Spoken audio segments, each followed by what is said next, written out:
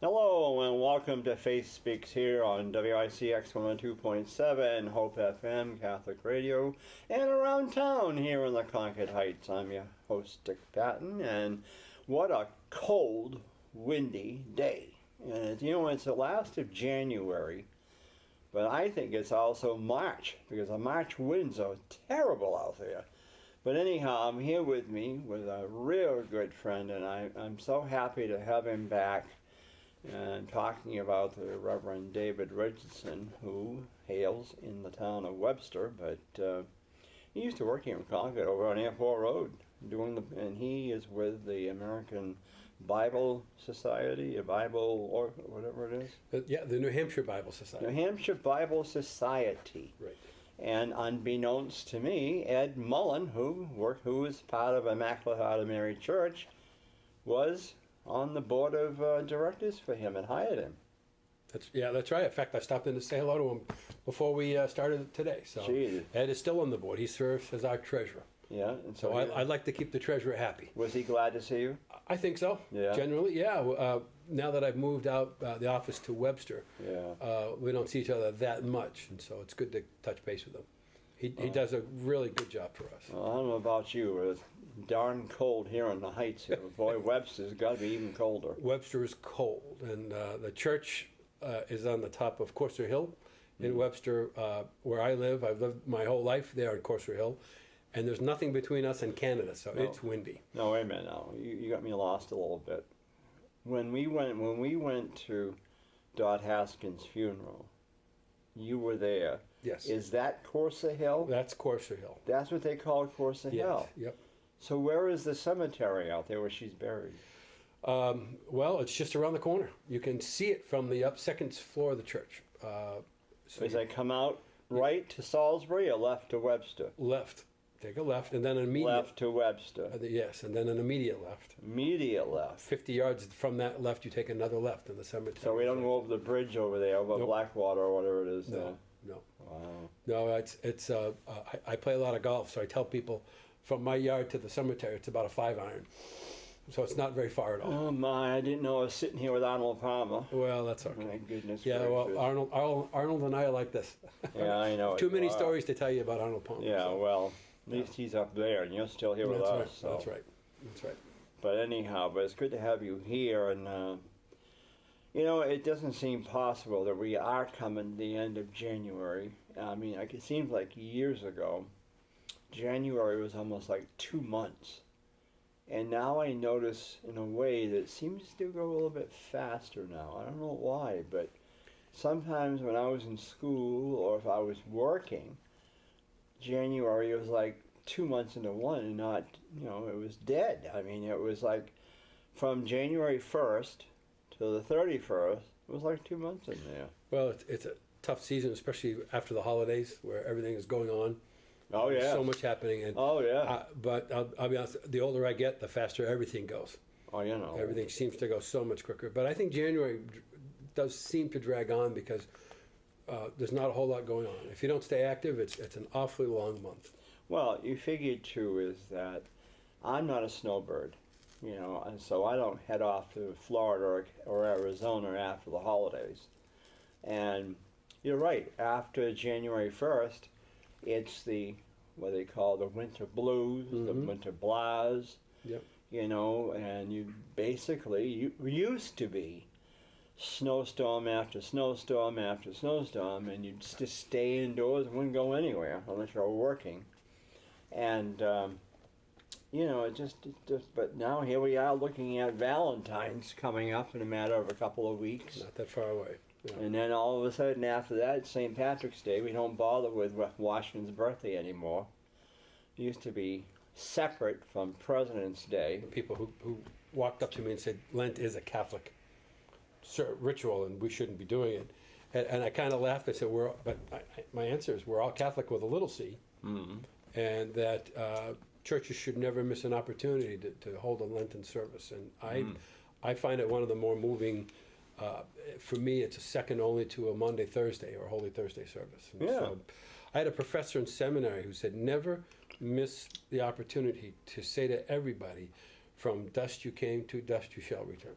I know, and that's Yeah. always a odd thing, you know. I couldn't Yeah. figure that out sometimes. Well, it's a service that puts us back in our place, I think, and gets us in the right frame of mind for the season of Lent, Mm. and to prepare for Easter. You really can't get to Easter Sunday, I believe, without going through Lent and Good Friday. And I think a lot of people go from Christmas to Palm Sunday, which is a joyous occasion, and then from Palm Sunday to Easter without really realizing or admitting what happened before that. And so Lent is very important. And I'm glad to hear that other congregations do it, the Protestant congregations, because they should. And Baptists don't, but the other ones I was surprised last year because it was, and I had a lot of nice remarks about it. A lot of them didn't know it. They didn't, not that we're promoting one over the other. It was interesting to find it in one instance, besides Christmas, the Advent, that a lot of people do Ash Wednesday, do the Lent period of Lent, But I think Protestants and Catholics have a lot more in common than we have that separate us, and we always focus on what separates us, but we have a lot more in common, and I think that service is quickly becoming one of those things that we have in so common. now, do you do Ash Wednesday? Yes. You do. Yeah. Now, do you do the stand by the road and offer ashes, or do you have a service at We night? have a service at 7 o'clock at night. Do you have many people come? Not many, but we're a small church to begin with. Yeah, but I mean, it's still, as you said, it's something new, but I mean, people are catching on with it. We started it there before I even went to seminary, so it's been about 25 years we've been doing it, and we'll get, depending on the weather, depending on what else is happening in town, we'll get 20 to 25 people. How long have you been up there in Webster? I've been the pastor in the church there for 4 years. I was going to say, because I remember when Marion Jones passed, there was a lady minister up there. Yeah, Reverend French, Betty French. Yeah. Yeah, because I went to the eulogy for her. She left in 2011 or 12. Yeah. I did the eulogy for her. Yeah. And that was a major loss, boy, for her and the Grange and stuff. But Marion was a big loss for a lot of different organizations. Yeah. But no, I always found Ash Wednesday, I always thought it was, it's not a day of obligation in the Catholic Church, which I was surprised, because they do have 3 masses a day on that day, but I was surprised is down at the State House Plaza, when the legislature's in session. Now they've moved it to Thursdays, but Ash Wednesday, because 2 or 3 years ago, I noticed several priests, I call them priests, but anyway, they were down there offering ashes. Mm-hmm. And I was walking up to the steps, up to the entrance, and I was approached by the Anglican priest. And he said, "Dick," he said, "would you like ashes? Your ashes?" And I said, "Yeah, why not?" Because they don't. I mean, let's face it, the way I sweat, they're gone in a matter of minutes anyway. But he did, and I was surprised. And as you said, I thought it was repeal and repent, but it's from dust we came, to dust we return. From dust you came, to dust you shall return. Yeah. And it is about repentance, but repenting simply means to return. Repent means to turn, so you're turning your life back to where it's supposed to be. That's why I like the service. It focuses our attention on the right things at the right time, I think. Yeah, and then of course you're not supposed to eat. I don't know. How about you? Do you eat meat on Friday? Oh, I eat meat every day. Yeah, I have no diet. I mean, during Lent. Look at my stomach. I have no dietary restrictions. You can tell. That's one thing we don't always agree on. I always tell my folks that Lent is not about giving something up. It's about the word sacrifice means to make sacred. And so it's about making your life sacred. So rather than giving some food up or some chocolates, I always tell them, read a book. Or do something, work in the food pantry for a while, or do something that makes you more in line with what we are supposed to be doing. So rather than giving something up, go do something. Give up more of your time. Give up something that really matters. And that's been pretty well received by the folk. So I don't know that giving up chocolate is much of a suffering. No, it's meat. Yeah, it's You're not supposed to eat meat on Friday, at least during Lent. Well, no. And then after that, no problem. But after Lent, No, I don't follow those. I'll eat whatever my wife puts in front of me or whatever I happen to cook. Well, this is going to be a good one because on Ash Wednesday this year is when that falls on Valentine's Day. That's right. So we're all wondering, is the bishop going to give us a freebie at night so we can go out to eat with our spouses, to a restaurant, or is it going to be total? Because that day you're supposed to eat, you're supposed to fast all day, if I remember right. So it's going to be interesting to see what happens there. But no, I just find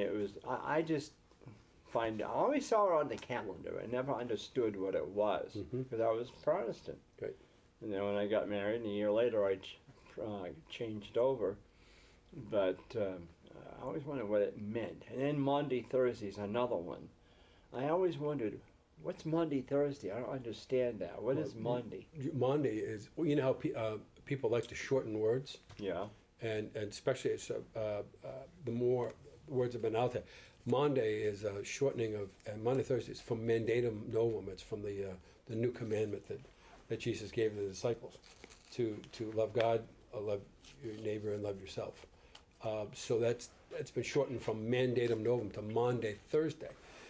But it's the night before Good Friday, and we have a candlelight service that night with communion and a tenebrae service, and that's the service that got me into ministry. Now, back up. Yes. For some of us who don't understand, what's tenebrae service? Tenebrae is a service of lights. We'll read a piece of scripture, and then we'll extinguish a light. And then we'll read another one, and we'll extinguish the light. And if we do it properly, if it flows well, it's really moving.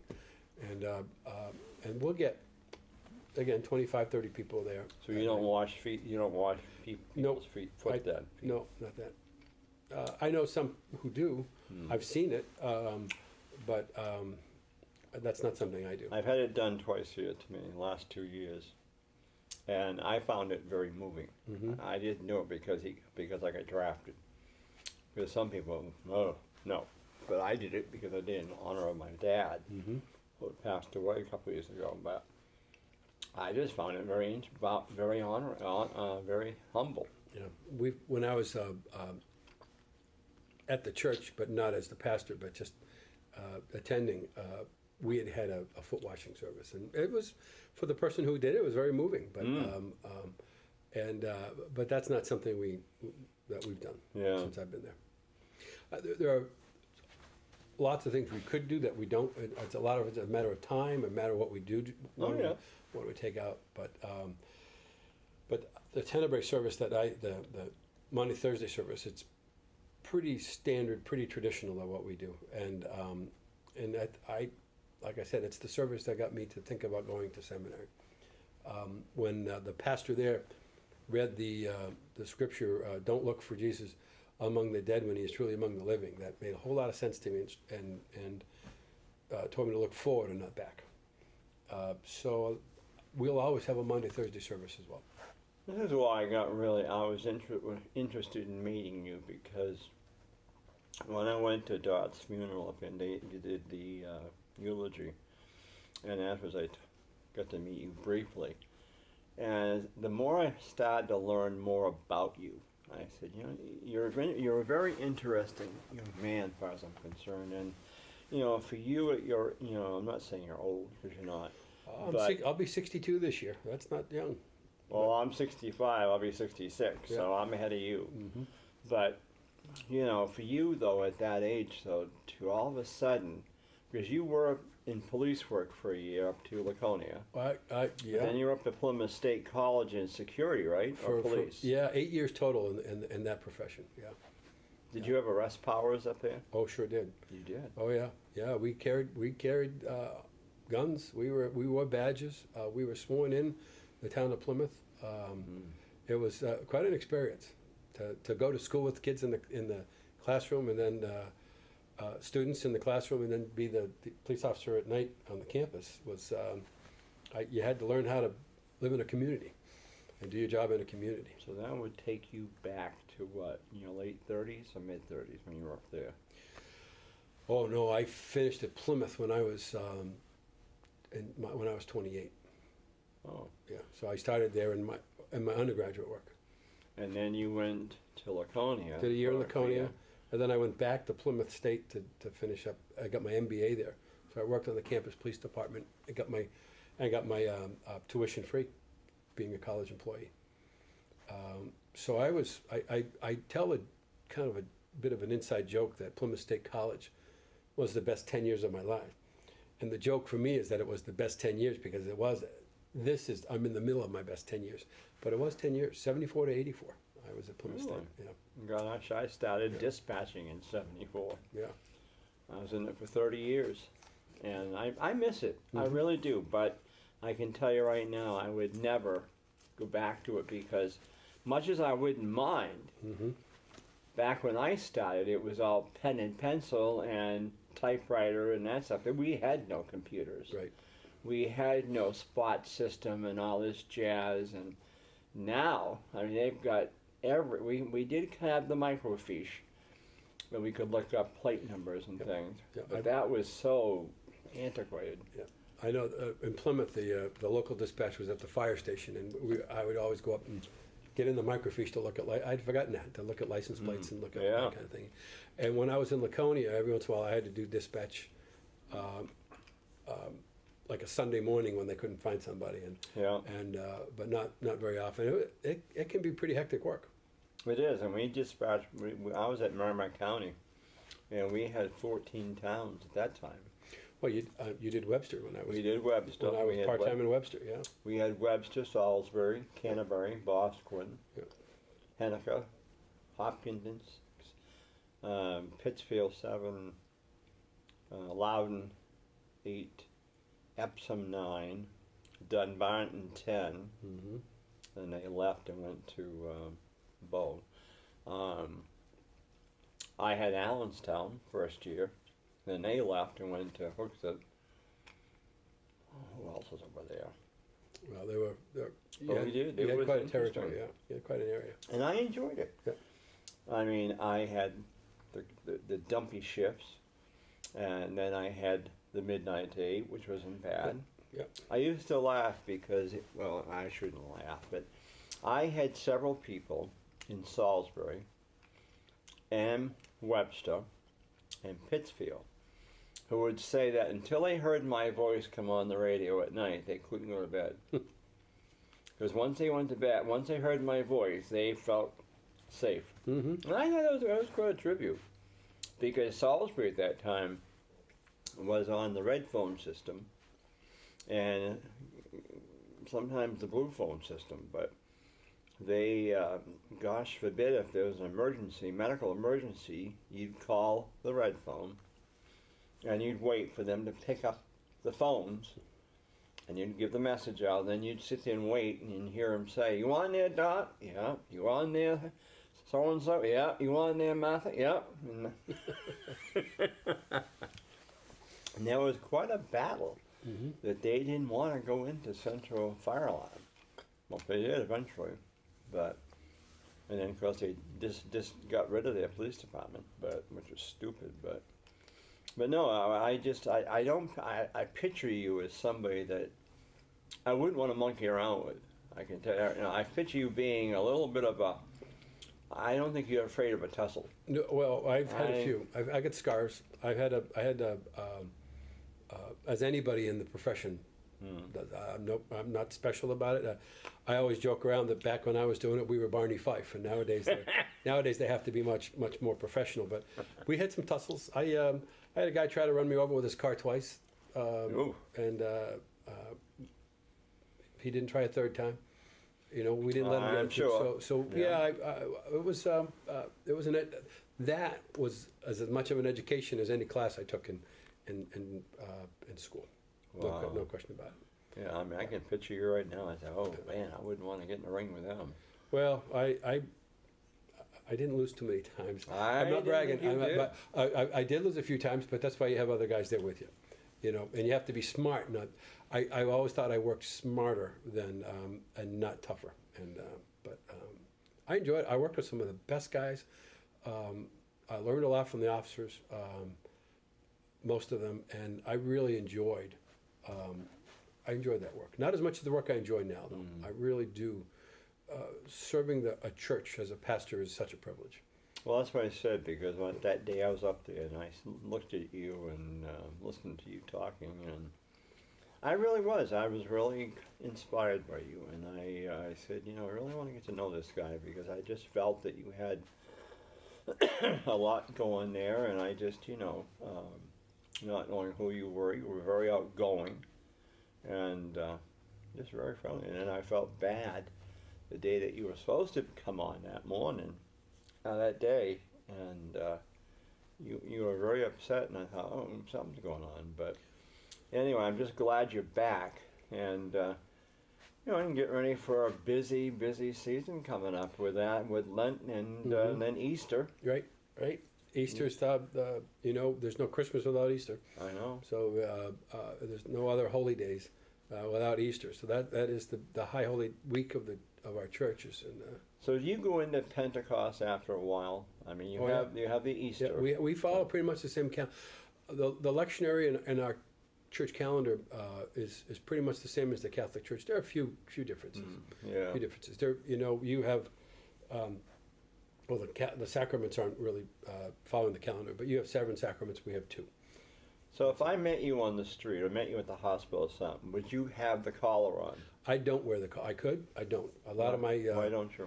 I just don't. I don't. It's funny. People seem to know that I'm a minister, whether I'm wearing one or not. So would you wear it if you had one? Probably not. I could get one if I wanted one. I'll wear I think they're called a European college shirt every once in a while because I like the style of them. But I don't know that I need to be set apart that way. I don't think that's. I wore a uniform enough. And I wear my robe and stole on Sundays or funerals or weddings. But I think out and about, my parishioners know who I am. And it's funny, I've been in the elevator at Concord Hospital a number of times where someone who I've never met before talks to me like I'm the pastor, and so that I don't find that necessary. Maybe because you got the look of it. Well, I think I've got that. Hopefully, I'm approachable. I hope that's the case. Yeah, you are. So that's what I felt that day. Yeah. Well, you know, it's funny because when I was a kid, of course, we weren't really religious. We went to Sunday school with my cousins, but Easter was no big deal. Palm Sunday was nothing special, and now, of course, as you were telling me the other day about burning the palms for Ash Wednesday, which I never knew that's how they got them. And then you get brand new palms on Palm Sunday, and yep. For anybody listening that has a hard time burning their palms, you have to freeze them. I don't remember who told me that trick, but you have to freeze them because they're full of oil, and they don't burn very well. And so, but if you freeze them, they burn much better. Where do you get them from? We get them from a florist, Marshall's Florist in Concord and Bosquen. So where'd they get them from? They Florida? I don't know where they get them from. They get them from California. their suppliers. Yeah. So I mean, these palm trees you see in Florida or Arizona and all that. I think it's a different tree. I've never seen palms like these growing, so I don't know where they get them from. I always wondered where they got them from. Yeah, I never. Yeah, it's like people who don't hunt. They get their meat from the store. Yeah. We get our palms from the florist. I don't know where they get them from. It's in fact the deacons in the church get them. I don't get them. So I have a ton of them in my closet in the office now, and some in the freezer. Just so I always have some to burn. Yeah. But I didn't know if it was wood ashes or what it was. Well, I've used wood ashes before. Have you? But it's not the same. It's not the same. Well, we're coming to a close of the show, and it has truly been a wonderful time getting you in here. Fast half hour. Yes, Yeah, well. Thank you for having me. My wife tells me I have a face for radio, so I'm glad to be here. Well, you'll be on TV too. Okay. So, well, you've been very good, and I hope I can get you back again. anytime. Good. A Well, with privilege. that in It's a mind, privilege, yep. we have been visiting with Pastor David Richardson from the town of Webster, and also next time I'll get him talking about his role at the American Bible Society there, because that's interesting. And so with that in mind, thank you to my director, Ian Marx. And again, we've been on Faith Speaks, WICX 102.7 Hope FM Catholic Radio, and around town here in Concord. And I'm your host, Dick Patten. Have a great week, and we'll look forward to seeing you soon.